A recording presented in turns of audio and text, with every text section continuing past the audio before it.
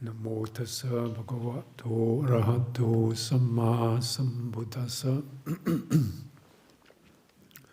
Namo tassa bhagavato arahato samma sambuddhassa.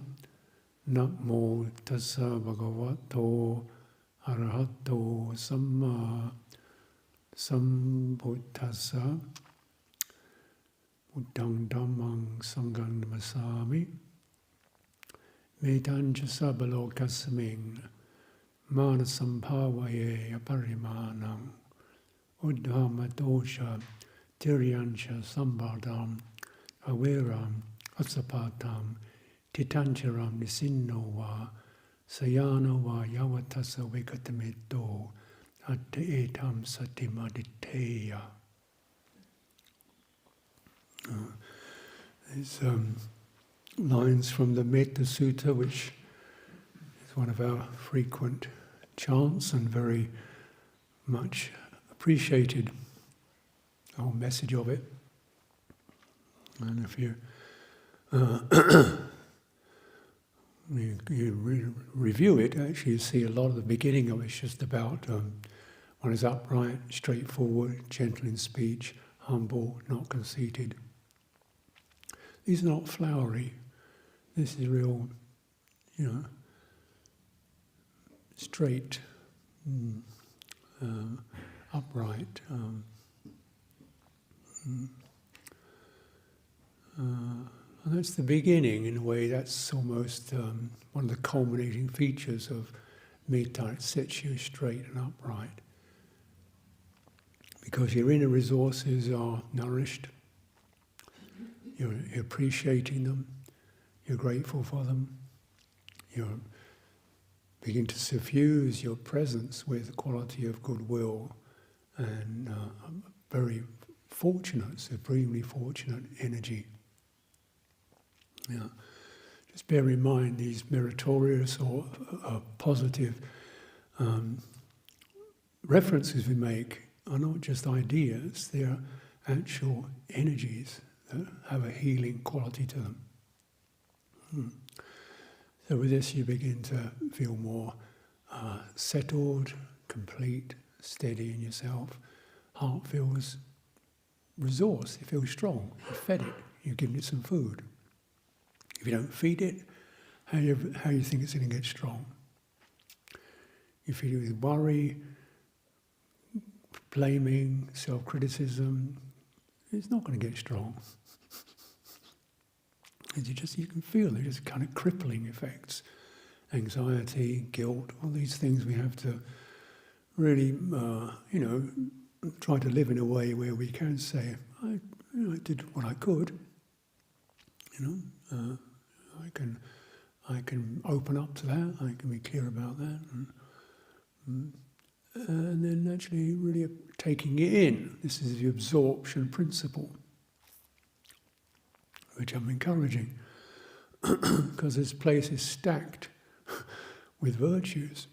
A scenario or occasion is crammed with benefits and virtues. The point is to actually chew them and take them in. And your lives, your commitments are rich with parami, to take them in. It's very impressive. Very impressive. The steadiness and stillness of the group, particularly in this retreat, despite all our various afflictions and things, has been really impressive. And and then you see, people in their 20s or 30s, a lot of kind of wild energy possible. And they're reining it in, restraining it, collecting it, steadying it, using their strength for what's purposeful. And really taking in those resources. And there are people who are not young anymore and still having a go, putting what they can into the situation. People who are just young in the training and don't know very much, still turning up and helping out. People who are, carrying burdens, still helping out, doing what they can. With their various skills, talents and offerings, underneath the parami of all that. And in one's own experience, in one's own field, and as you share the field with others, you get to absorb it. This is really helpful because, we've often been, steeped in an environment that's not rich with parami. Our mainstream world, depending on time and place, but generally it's mostly quite steeped in the five hindrances. And distraction and recklessness. Not that everybody is, but there's a common, soup slushing around that people have to try to make their headway against. So naturally this affects us. We feel perhaps unbalanced, we have done reckless things, we feel that wasn't so good. A lot of anxiety in a performance society where, you don't feel you can trust everybody.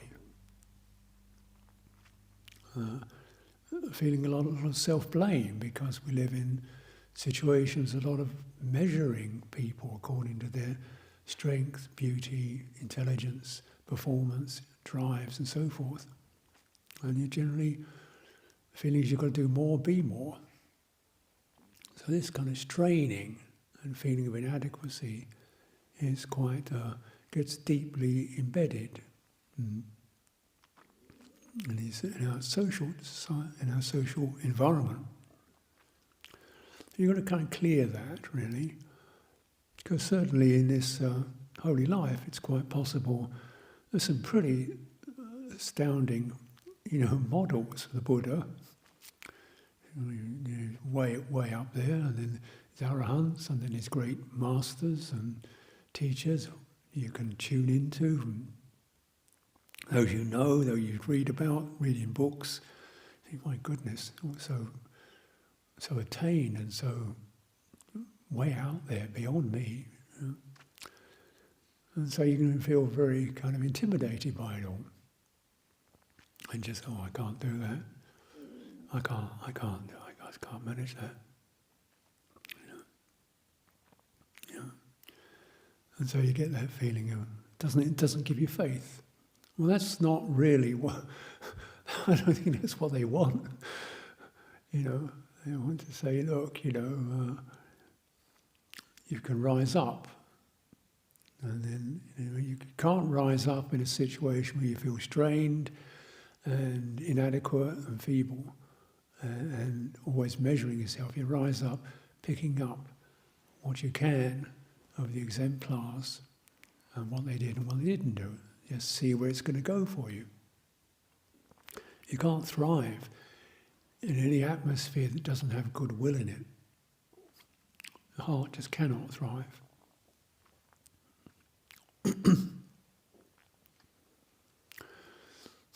So really important we begin to,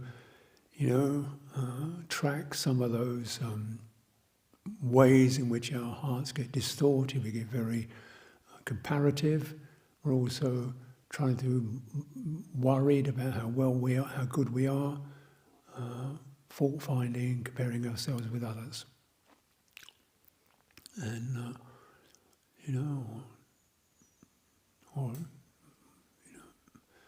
anything, actually, any one of us, I'm sure, I can actually honestly admit, I think personally, without really getting negative about it, I think there are people who are definitely wiser than me. Yes, I think I can accept that. Stronger than me, yeah. More intelligent, yeah. Better managers, yeah. More gentle speech, yeah. More kind, yeah. Soft, gentle. Prettier than me, yes. Yes, I think all these things, one could say, have a truth in them. But these are not to be lingered in.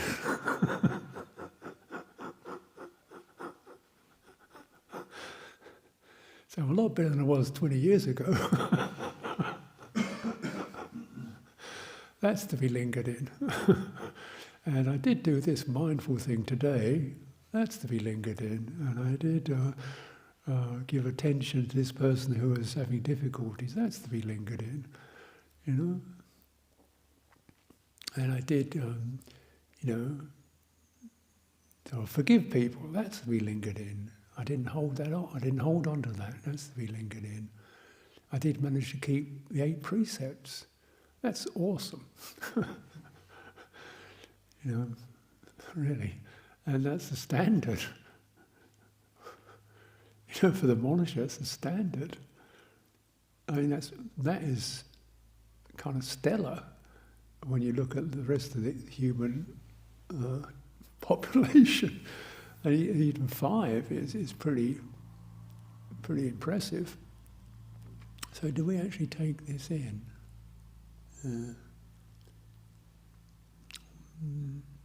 These are just thoughts, aren't they? Which you can play with and tap your heart with.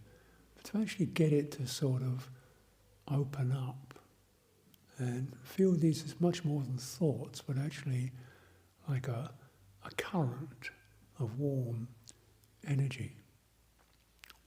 That's where.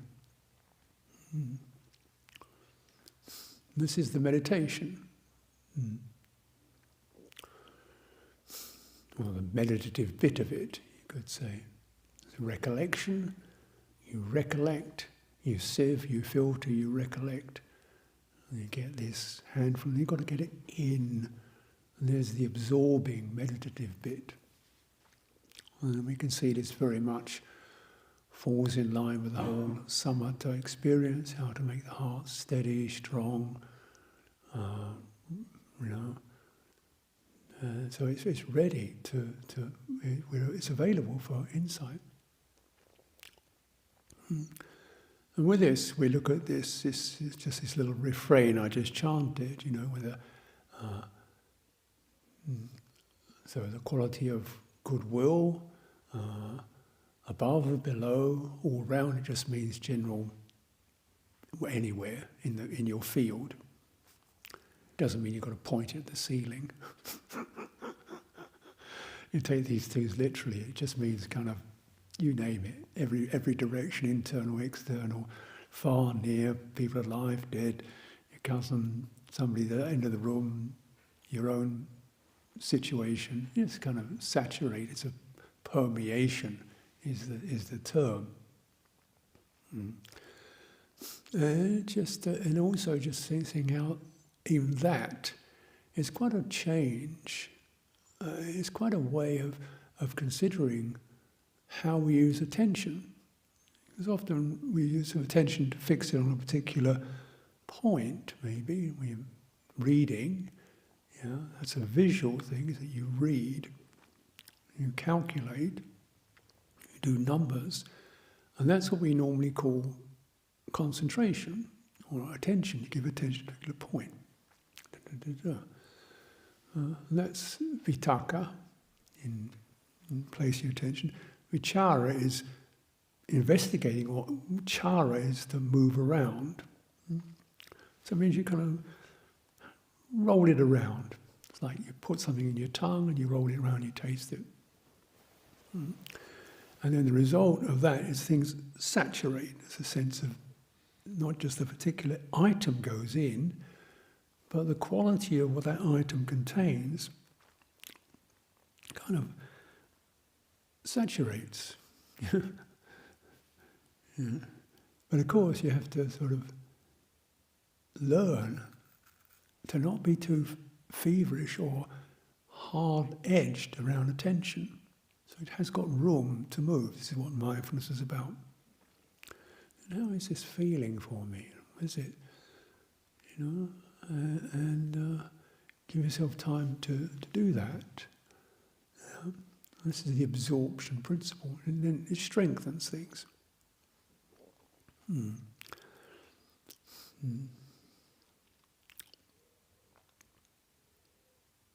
Free from the cramping of hatred or ill will, one's own or other people's, present or past.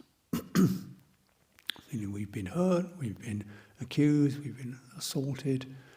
That leaves kind of tight, tense, sore places. Or we've acted on those impulses, those raw places. So clearing and refraining from actions, also clearing these residues where parts of your heart just feel really edgy and nervous and even broken, grief. So you bring your hurtfulness or your hurt or your remorse or your grief into mind and just permeate it, drop it into this well of goodness, which is, it's over.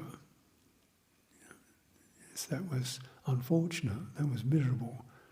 Now, take in some goodwill. And if you can't, you can often start just by recollecting the goodwill that's been shown to you. And this is one of the benefits of being in any kind of Dhamma community, whether it's online or weekly meeting or every day, is you can recognize, that acts of courtesy, sharing, offering are available, or that inclination is available. You are befriended. You're people you can ask a favour of. People actually would be happy to help you. Because it's a lovely thing to be able to do. And and this begins to take you out of the tightness of the me bag. We cannot live in that. We don't live in that me bag. It's an illusion. We're always permeated by the good and the bad effects of others and of our environment. We don't exist as a separate entity. We got born from other people, we live dependent and interacting with others, we learn from others, and we help others, and we die with others helping us. And then the elements return to the earth. None of it belongs to a separate entity, so you just base yourself on that understanding, and then something, learning to see your experience more holistically, rather than me-centered, more holistically. Now, clearly, you have individual agency that you could say that is yours, but the field that's operating with is a shared field, holistic field. And, particularly when you live in a situation such as this, or in general, samana life, it's really so inspiring. How, not just inspiring, but of course it's faith to arise. The kitchen manager, the secretary, the work manager, the caretakers, the gardeners, the people giving dana, the treasurers, they're all doing it with a sense of warmth and enthusiasm for one's welfare and for the welfare of what's good. This isn't like just me getting a favour. It's a sense of people tuning into what is good and true and seeing you as an aspect of what is good and true and wanting to tune into that and support what's good and true. And just to kind of have this sense that this is kind of fairly ordinary people in some respects. Yet how beautiful it is. It's not just one amazing person in a million, which indeed is amazing, but a lot of people demonstrate the human shared capacity for truth, goodness, and warm-heartedness. And just that's the world you live in. You know? So it just changes, helps to change one's perspectives on human beings, or affirm one's understanding of human beings, and affirm and give faith and confidence to these very basic, very accessible, non-sectarian values: harmlessness, virtue, kindness, honesty. You know? These are kind of like some esoteric attainment. These are things but they have to be done thoroughly, you know, and tuned into thoroughly, because the mind slips off into, we get affected by impact, feeling, and by old karma.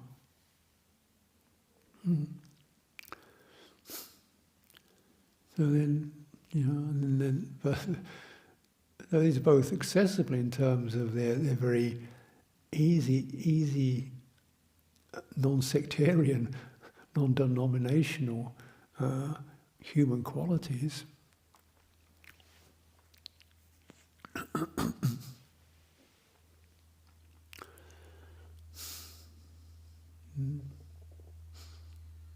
The generosity, and you're seeing them replicated, and you just keep tuning into those in yourself and in others, and it just straightens things up. This is really what I'm about, not whether I've got a great brain or physical prowess or genius. No, this is the really important bit. Not to be the special one who's really, but just be in that main flow of human goodness, and just see where it's going to rise. The more you have time to drink it in. And with this, it's said, whether standing, walking, sitting, or lying down. So, we begin to kind of unfold the meditation model from, sitting still to even walking, which can get even these things can get kind of like constructs, walking is this, sitting is this. And there's understanding of skills in that.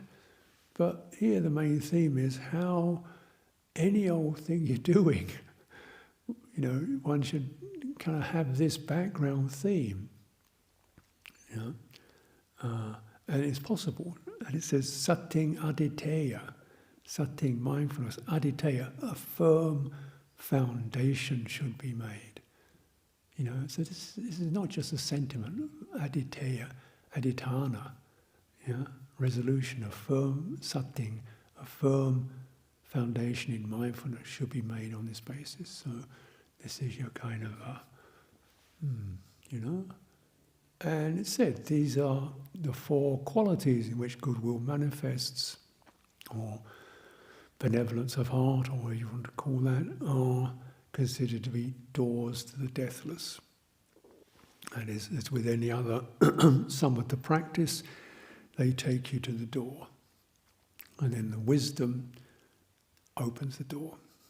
And it's just really reviewing conditioned factors, their conditionality, their not self, and then that movement out of the me bag, even out of the sense of the agent, Skillful causes give rise to skillful fruits. I didn't invent metta.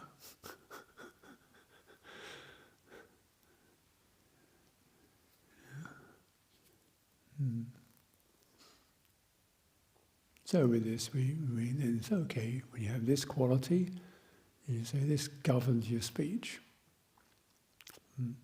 You're trying to. So it's some sort of thing. You sit down and you go through a list of people. Okay, you can do that, sure, but make sure you don't get it too technically limited to technique and situation. But the more you can actually permeate your heart, so it comes out of being tight or shaky or occluded, and then use coming into that warm space and see how that can affect your intentions, and how the intentions can affect the way you speak, and holistically. Is this the right time? Is this the right place? Is this be useful for the person? Will it be helpful?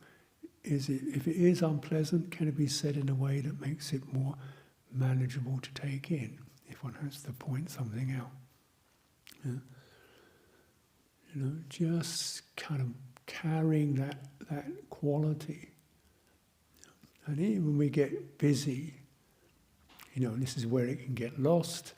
Why it says, unburdened with duties, we're not trying to be workaholics, get lots of things done. So even the way we kind of say, rather than, hey, give me a coffee. I wonder if you could help me with a cup of coffee, please. Just kind of having that quality. And so this isn't just etiquette, this is actually moderating the intention. Yeah.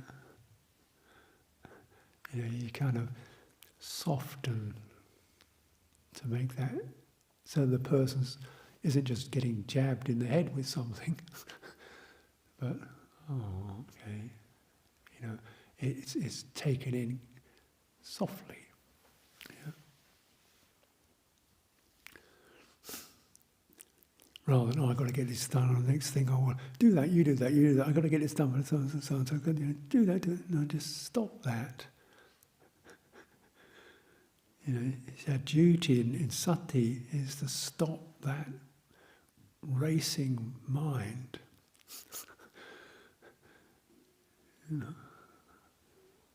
And okay, you can think of any things you have to get done by tomorrow and done yesterday and continue. Yeah, sure. Then that's what you've got to do, your beginning work, your deep attention. Just filtering. Okay, there's lots of things you can think about and need to do and so on and so on, whether it's going to work and who's going to turn up. Sure. Get the big picture, feeling pretty crowded. Okay, what's needed? Relax, trust.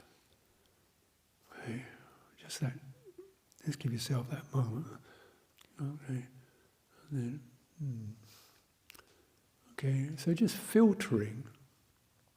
So then, kind of using that, so we're not buying into the kind of workaholic working model. We have duties and service. I think the duties are things you do repeatedly. So it's a sense of vata, means repeatedly duties. Service is the general gesture of, from the heart. Work is something, obviously, it's just a verbal thing, but generally it means, get to the end of the week, get the job done, and as quick as possible. So we should be changing our attitudes. Because what are we here for?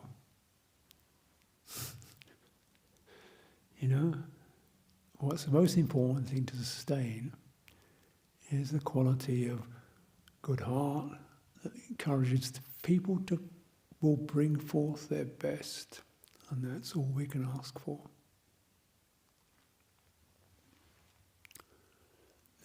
Then you can, with cultivating this good heart, then you say, I am contented with that. I can think of other things I could want and could have and could happen, but because of the quality of the good heart, I take in the goodness that was available, and I am happy to feed on that. I'm contented with that. So contentment, generosity, contentment, gratitude. And these are,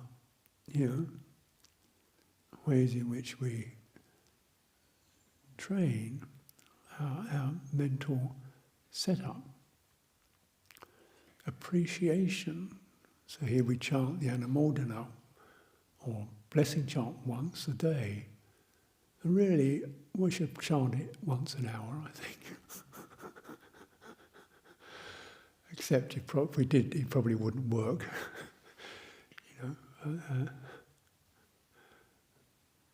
It means the appreciation of the goodness.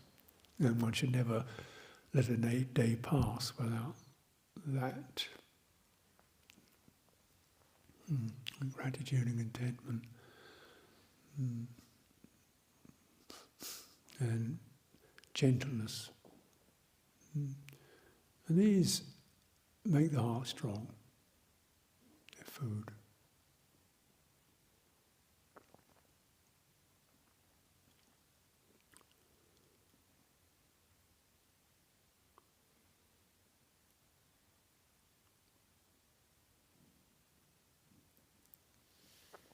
And also this is about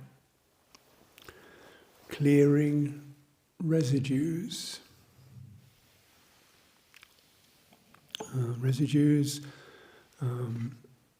Could call, say, life messages is another way of looking at residues. Basic assumptions about oneself and others. Basic volitional settings. I have to do more, I have to be more. I'm not welcome.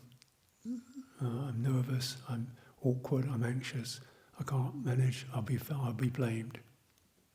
It's not necessarily verbal, but that shimmering of anxiety when one begins to do something, or even just sometimes even seeing people, or you get the kind of seniority thing, which is supposed to give you a sense of, look, there's people up there who want to really, you can rely upon, help you up, instead of people down there who are going to point a finger at you and push you down.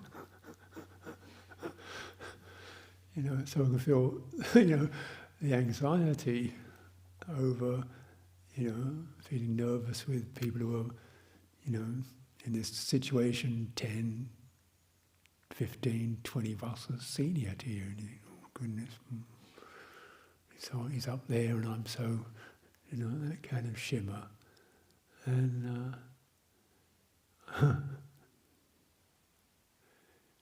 you bear in mind, if this person's been practicing for 30 years or so, chances are they have a little bit of goodwill in them. Just a smidgen,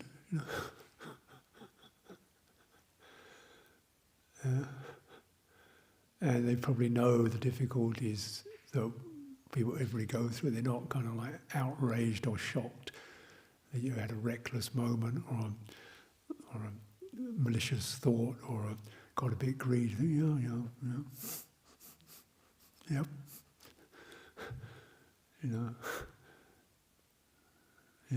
Mind does lose it, doesn't it? This is what I do when I'm in it. What I've done that helps. That sense of Kalyana Mitta, rather than, well, it says this in the book.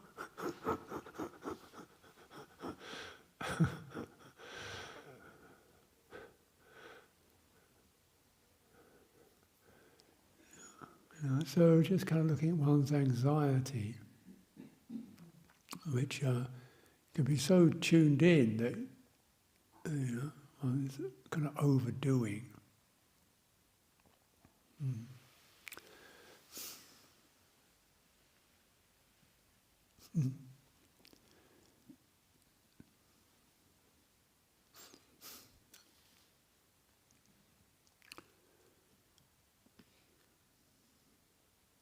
Because these life programs, these life messages are so established, or so kind of insidious effect, that when you touch into them, you begin to actually see and hear messages that fit in with it.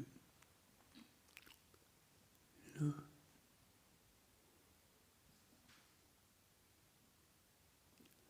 And somebody says, "Oh, look, the way I find it, this is the best way to do it." He tells me I've got to do it this way. No. I said, my experience is this is what I've found is helpful. It doesn't mean you've got to do it this way. Otherwise, no, you've got the wrong tone. You know, and yet one can hear messages that are actually coming from one's own residues. And that's the eerie, that's why samsara is so convincing. Because these fundamental residues set up these resonances that begin to colour and paint the situation we're in, because it's holistic. You see, you look at anything, he's looking at me, he looked at me, he's probably threatening, disapproving. No, he's just looking, just turned his head, that's all. You see that, or you pick up a tone of voice, or what was a humorous remark becomes turned into a command or a criticism. You know, we get very sensitive to things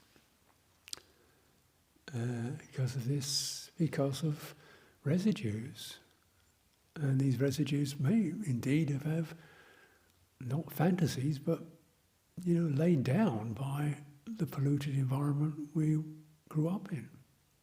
So yeah, you want to try to clear those messages, because they will paint a world around you wherever you go. Always be the odd one out, or the one who people look down upon, or who can't make it. Where's that? This kind of baked in ill will. This is called, the heart is cramped. And so you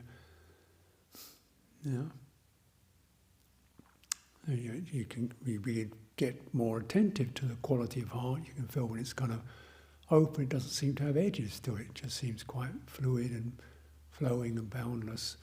And then when it twitches and cramps with anxiety or, "Oh, I think I got that wrong. Oh dear, I made a mistake." Okay, maybe that you did break that. Yeah. Well, here we are. Take a breath.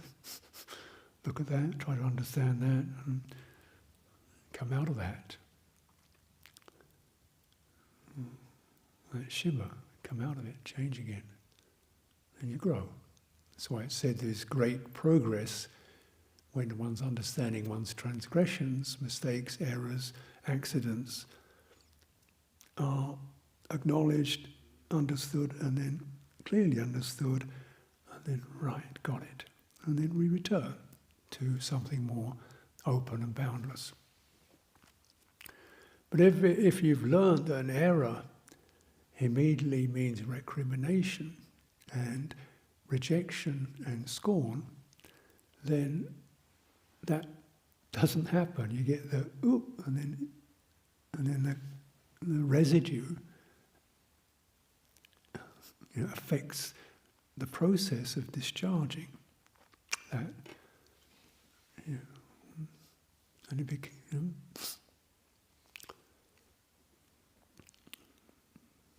And you can consider, I generally, it's quite simple. If you get a kind of a thought about something you did that just keeps going and going and going and going and going, this is stuck. It's not you're not going to resolve that, because it's a stuck habit. So just a rule of thumb, generally the truth from the heart is one word, or two words, like clumsy. Yeah, clumsy. Okay.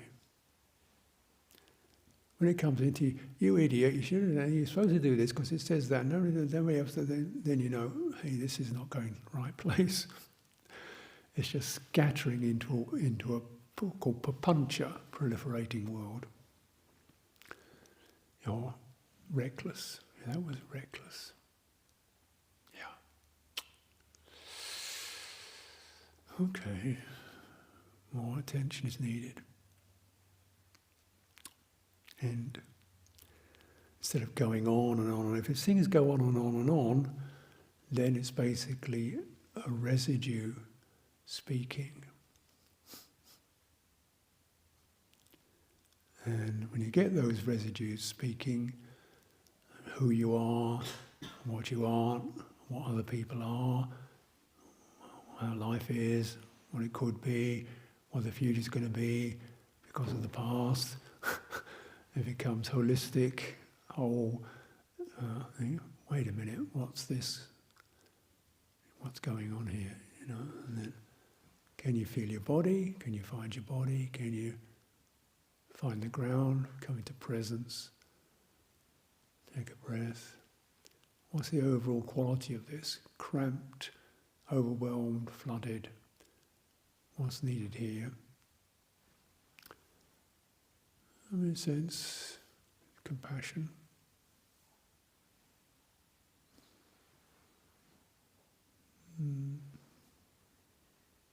Like water, steadying, cooling.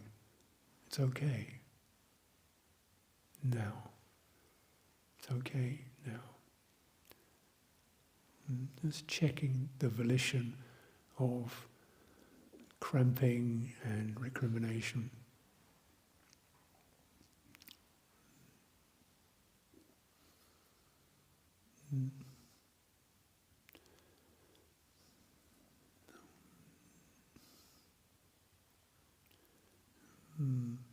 Mudita, the ability to feel uplifted, you know, rather than I'm worse than her. Well, she's great. That's beautiful. You know, just enjoy it. It's so beautiful to see someone in their fullness, in their clarity, in their gentleness, in their focus, and take it in. And then, maybe I could learn something from that. Rather than, not good enough.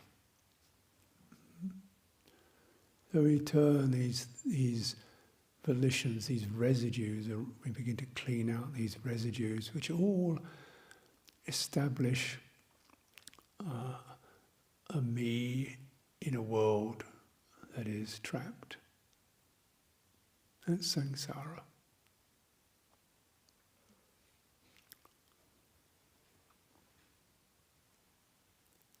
And when we really return to right practice, we see there are skillful factors, unskillful factors.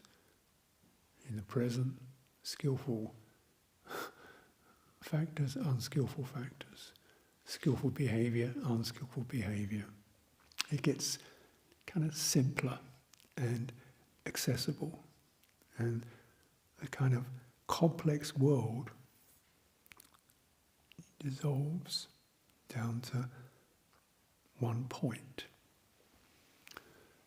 And this is the one-pointedness that is referred to as a basis for, we call samadhi or concentration. Is you get to, simplify, get to the heart of the matter.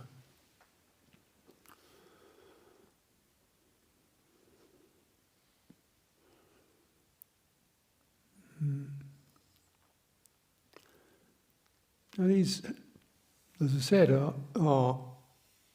the behaviours that we can train in, their attitudes we may admire or understand, really, but taking them deeply when you... And if we've begun to develop this skill of, embodying the heart means you get a sense of, there's a real quality of presence here. It's not an attainment, just maybe returning to it may have taken some skill. A sense of presence. It's live, it's changing, it's not a person, it's intimate, it's affected, it's sensitive.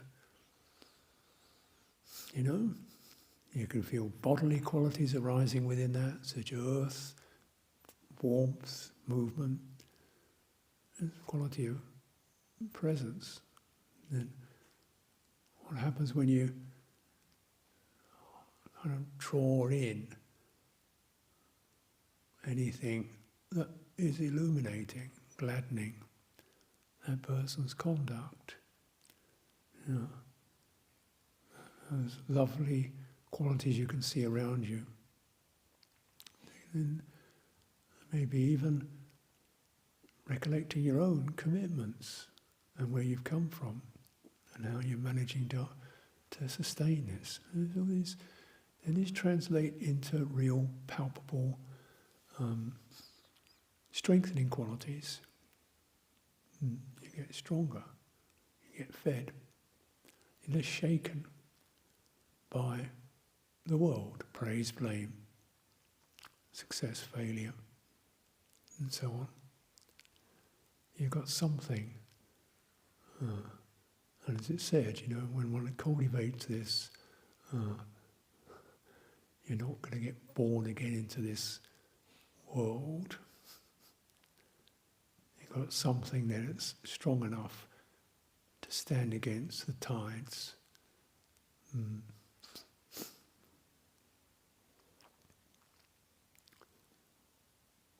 So let's take some time for direct practice.